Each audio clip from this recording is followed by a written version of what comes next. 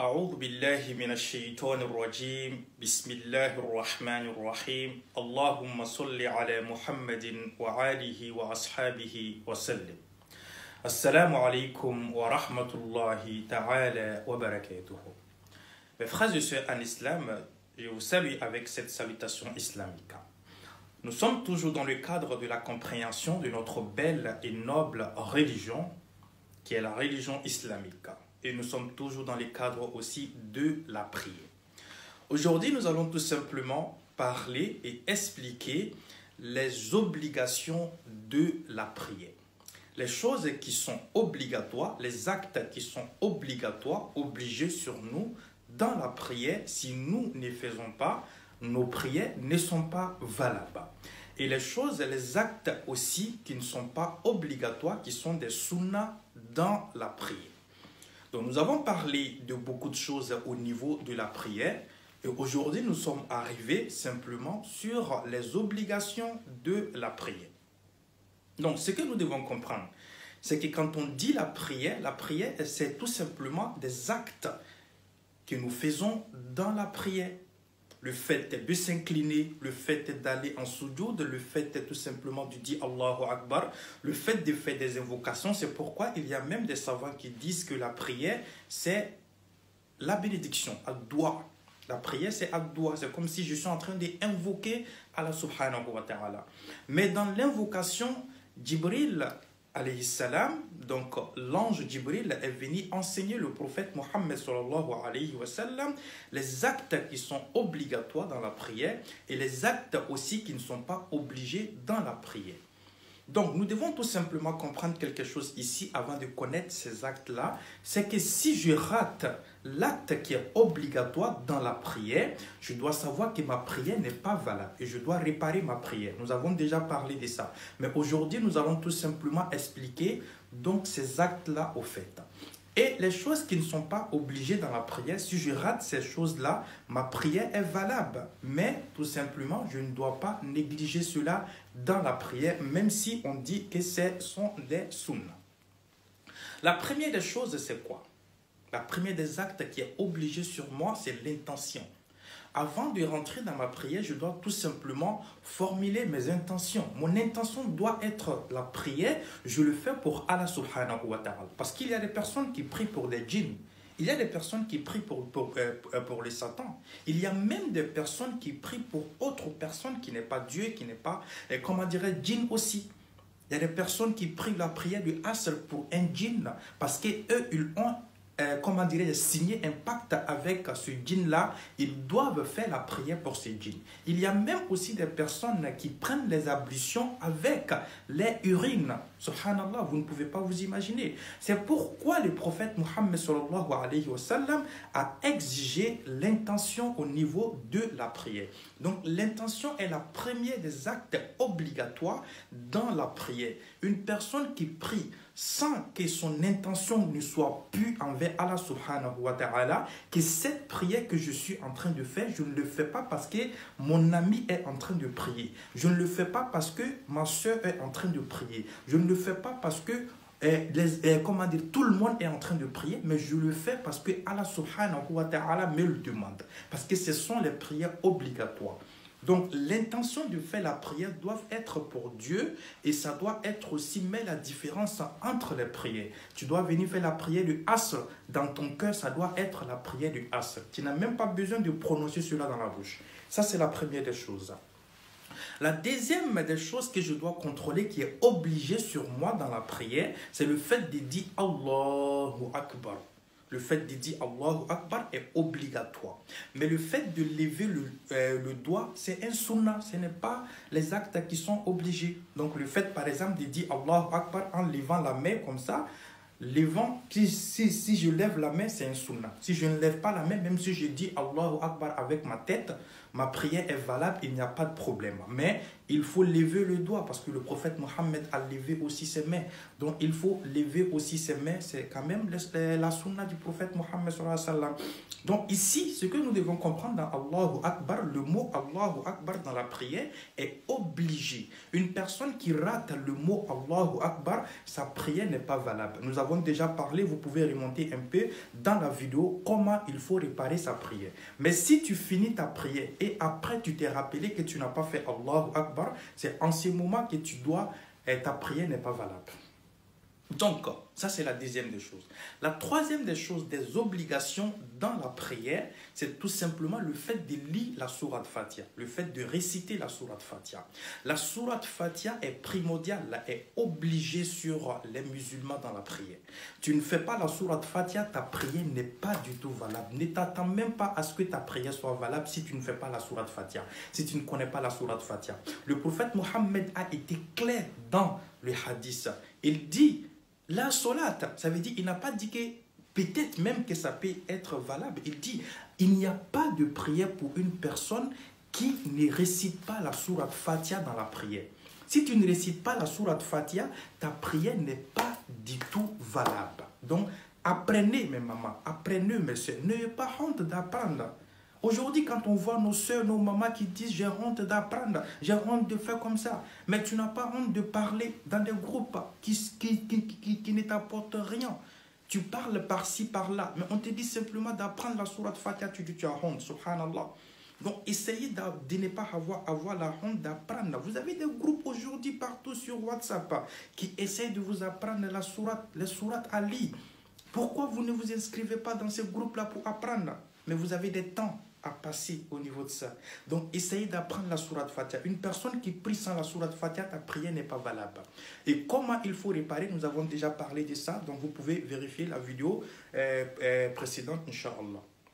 Donc, et après la sourate Fatiha, si la sourate que nous récitons sur la sourate Fatiha, ça ce n'est pas obligatoire, ça c'est un sunnah.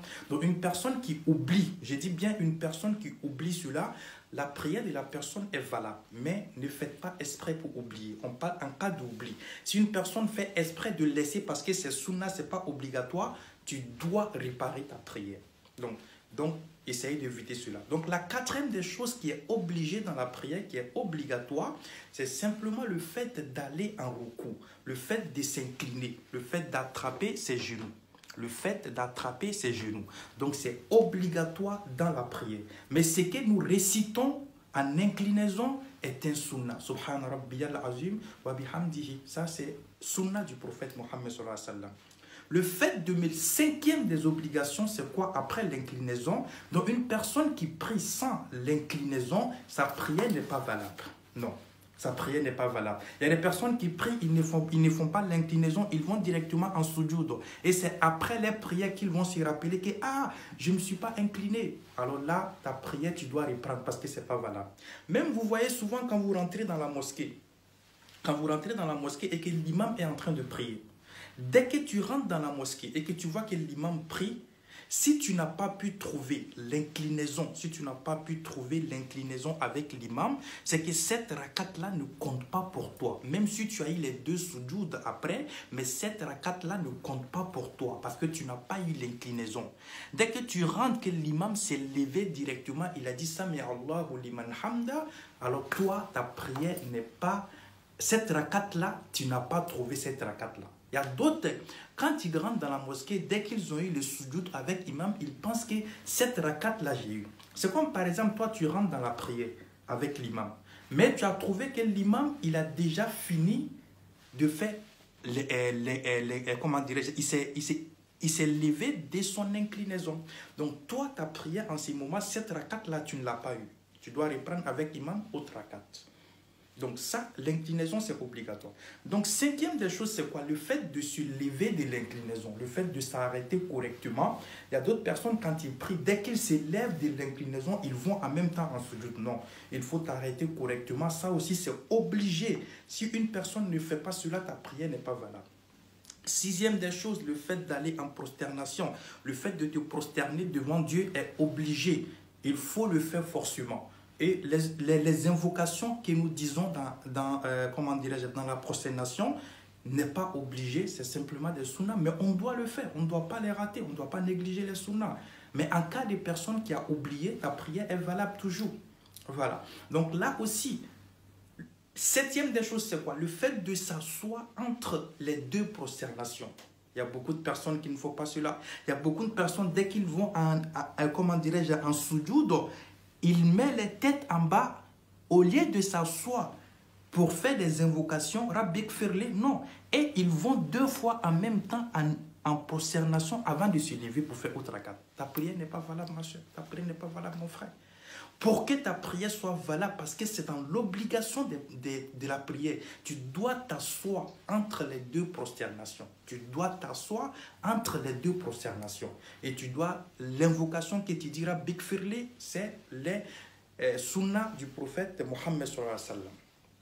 Après cela, huitième des choses, c'est quoi? La huitième des choses, c'est tout simplement at-tashahhud. Le tahiyya que tu vas réciter à la fin de ta prière. Pas le tahiyya du milieu. Le tahiyya du milieu, donc les savants disent que ça, c'est pas obligatoire. Il y a d'autres qui disent que c'est obligatoire, mais ce qui est obligé, c'est le tahiyya de la fin. La tahiyya de la fin. Donc ça, c'est huitième des choses, la tahiyya de la fin. Tu dois forcément le dire, tu dois forcément le réciter. Il y a beaucoup de personnes qui prient aujourd'hui, ils ne connaissent même pas la tahiyya. Mais ils n'apprennent pas, ils ne cherchent pas à apprendre la tahiyya. Subhanallah. Tu ne peux pas prier sans la tahiyya. Tu dois chercher à connaître la tahiyya.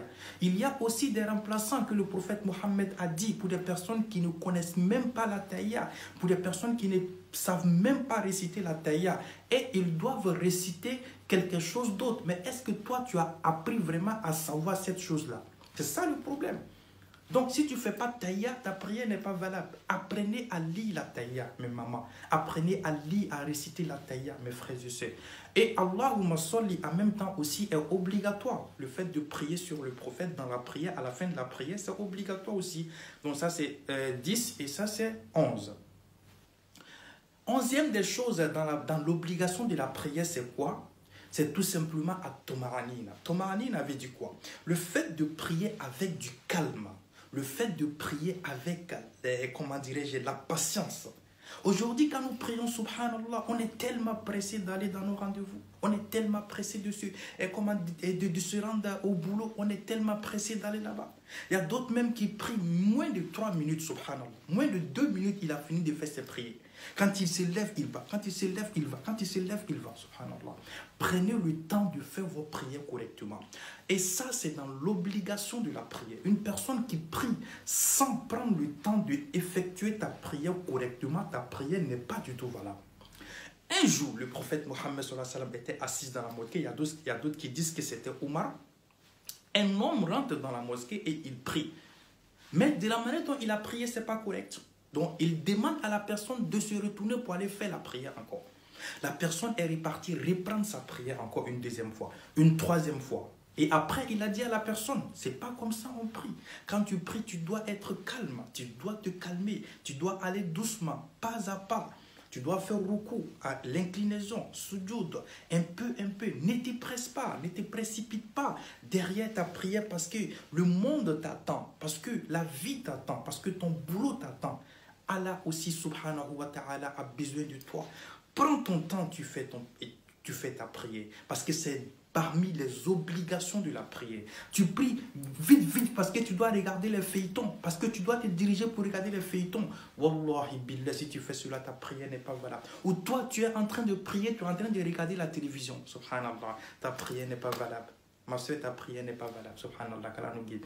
Donc ça, c'est 11e des choses. Et la 12e des choses, c'est quoi? C'est tout simplement assalamu alaikum. Le fait de faire salam alaikum. Il y a d'autres personnes, quand ils prient, le fait de dire salam alaikum, même, c'est un problème. Parce que lui, il a déjà quelque chose qu'il doit faire. Il fait salam alaikum, directement, il prend son téléphone. Directement, il prend son sac. Directement, il prend son... Allez-y doucement avec la prière et faites doucement la prière, Inch'Allah. Donc tout ça, ce sont des obligations et les sunnas de la prière que nous avons parlé aujourd'hui. Donc s'il y a quelqu'un qui a des questions, Inch'Allah, vous pouvez nous poser dans les commentaires et nous allons répondre à votre question, Inch'Allah.